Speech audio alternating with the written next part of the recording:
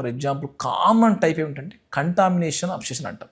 అంటే నాకు ఇది టచ్ చేశాక నీళ్లు కడగాలి అనిపించేస్తుంది.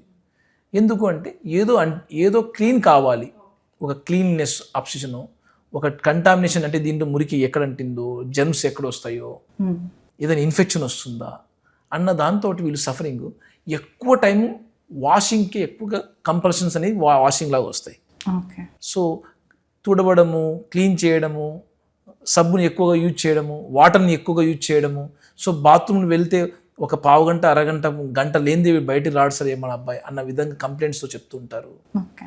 సో ఈ రకమైన తర్వాత కొందరికి డౌట్స్, అంటే సరిగా నేను గడ వేశానా లేదా, లాక్ చేశానా లేదా, సరిగా కంప్లీట్గా ఆ టాస్క్ చేశానా లేదా అని 1కి 4 సార్లు చెక్ చేయడము, చేసిందే మళ్ళీ ఇంటికి వచ్చాక కూడా అదే థాట్ గుర్తొచ్చి మళ్ళీ బాధపడడం, మళ్ళీ చేశానో లేదో డౌట్. సో ఇటువంటి డౌట్స్ తోటి సఫర్ అయిపోవడం. మూడవది సిమ్మెట్రీ అంటాం. అంటే పెట్టిన వస్తువు రైట్గానే ఉండాలా, లెఫ్ట్ సైడే ఉండాలా, ఇంత హైట్లోనే ఉండాలి, ఈ లెవెల్ ఆఫ్ హైట్ కానీ ప్లేస్ కానీ ఇది ఒక సిమ్మెట్రీగా, అంటే అక్కడ నుంచి ఆ స్థానం మార్పు అయ్యిందనుకోండి మనిషి ఒప్పుకోడు.